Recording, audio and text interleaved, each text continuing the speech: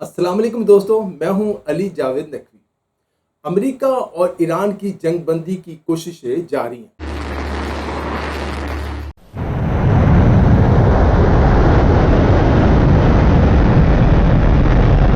لیکن یہ جنگ اب ختم نہیں ہوگی کیونکہ اس کی بنیاد ایک دوسرے سے شدید نفرت ہے۔ امریکہ اور اسرائیل ایران کو ختم کرنا چاہتے، جواب میں ایران بھی خاموش نہیں رہے گا۔ امریکہ نے اس وقت ایران پر حملے روکے ہوئے ہیں، لیکن امریکی اخبارات یہ رپورٹیں شائع کر رہے ہیں کہ یہودی لابی اب بھی چاہتی ہے کہ ایران پر ایٹم بم پھینک دیا جائے۔ ایران نے اب ایک نئی فوجی ڈاکٹرائن تشکیل دی ہے، جس کے تحت اب صرف خطے میں امریکی فوجی اڈوں کو ہی نشانہ بنایا جائے گا، بلکہ تمام بڑے امریکی شہر بھی ایرانی میزائلوں کی زد میں ہوں گے۔ سپریم لیڈر آیت اللہ مجتبی خامنئی نے پاسداران انقلاب کو لانگ رینج میزائل بنانے کا حکم دیا ہے۔ ایرانی پاسداران انقلاب کے سینئر مشیر بریگیڈیئر جنرل رضا نقوی نے بھی اس کی تصدیق کر دی ہے۔ اپنے ایک انٹرویو میں انہوں نے انکشاف کیا کہ پاسداران کو حکم دیا گیا ہے کہ وہ اپنی صلاحیت اس قدر بڑھائیں کہ ملکی سرحدوں سے جارحانہ آپریشنز کو دشمن کی زمین تک انجام دیا جا سکے۔ امریکہ کا جنگی بجٹ ایران کے دفاعی بجٹ سے 100 گنا زیادہ ہے، مگر دشمن کے تمام 14 مقاصد ناکامی سے دوچار کیے گئے۔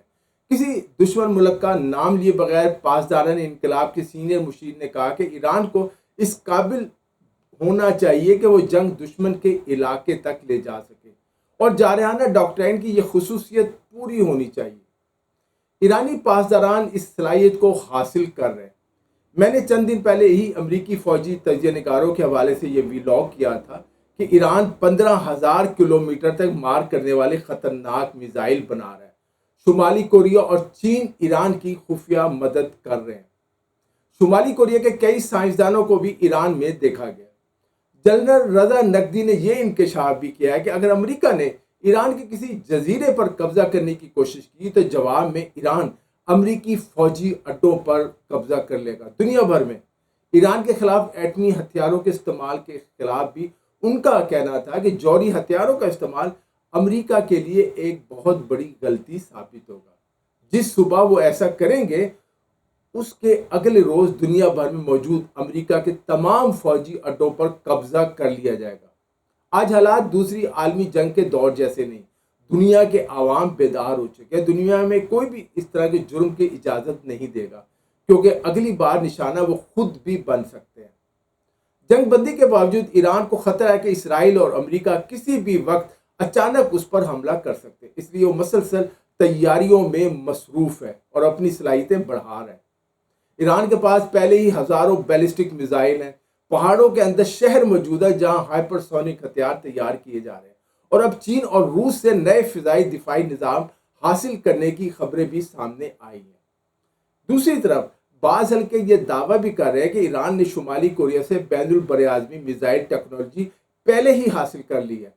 خبر بعد میں آئی ہے، اور امریکہ کو پیغام دے دیا گیا تھا کہ اگر اس نے ایران جو ایٹمی ہتھیار استعمال کرنے کا سوچا بھی تو ایران امریکہ پر میزائلوں سے حملہ کر دے گا، جس کے بعد صدر ٹرمپ نے دوبارہ جنگ بندی کا اعلان کیا۔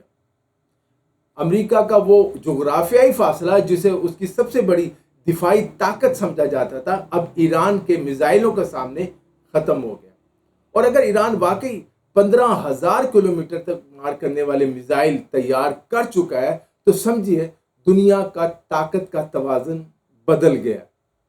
آج واشنگٹن ڈی سی سے لے کر سان فرانسسکو اور لاس اینجلس تک تمام بڑے امریکی شہر اور علاقے ایرانی میزائلوں کے نشانے پر آ چکے ہیں۔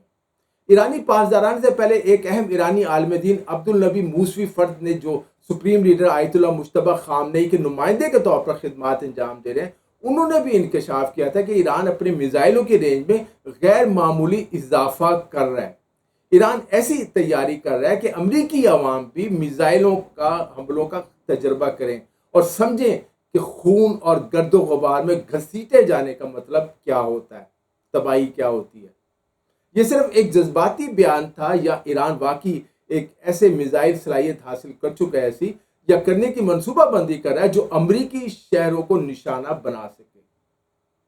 میزائل ہم جانتے ہیں ایران کی دفاعی حکمت عملی کا بنیادی ستون ہے۔ تہران میزائلوں کو اپنی اسٹریٹجک ڈیٹرز کا ایک اہم ذریعہ سمجھتا ہے۔ امریکی سینٹرل کمانڈ کے ایک اندازے کے مطابق ایران کے پاس 3000 سے زیادہ بیلسٹک میزائل اب بھی موجود ہیں۔ چند دنوں سے سوشل میڈیا اور نیوز چینل پر یہ خبر گردش کر رہی ہے کہ صدر ٹرمپ نے دہشت گردی کے خطرے کے بعد نیٹو کا سربراہی جو اجلاس ہو رہا تھا ترکیہ سے واپسی پر اپنا طیارہ تبدیل کیا اور وہ صدارتی طیارے ایئر فورس ون کی بجائے ایک چھوٹے فوجی طیارے میں برطانیہ گئے۔ انہوں نے نہ صرف اپنا طیارہ تبدیل کیا بلکہ جہاز کا روٹ بھی تبدیل کر لیا۔ اب آج انہوں نے اپنے ایک بیان میں کہا یہ چھوٹا طیارہ ان کے ایئر فورس ون سے زیادہ غیر محفوظ تھا۔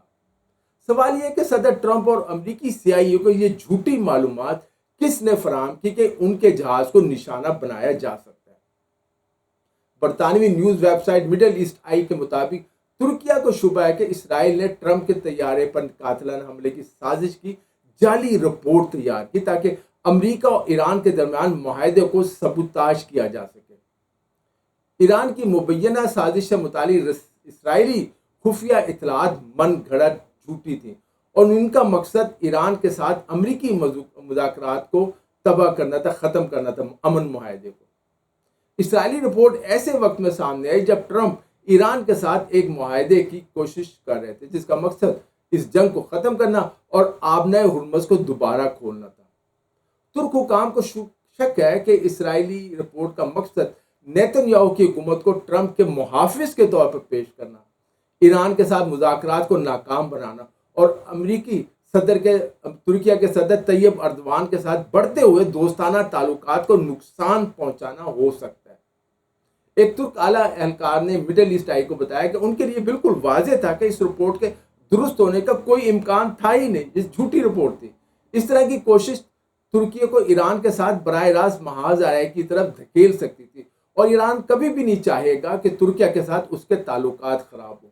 ترکیہ کو شروع سے یہ شک تھا کہ اسرائیل ایران اور امریکہ کے معاہدے کو خراب کرنا چاہتا، ختم کرنا چاہتا اور چاہتا ہے کہ ترکیہ اور صدر ٹرمپ کے درمیان بھی اختلافات پیدا ہو جائے اور وہ ترکیہ کو F-35 دینے کا فیصلہ بھی واپس لے۔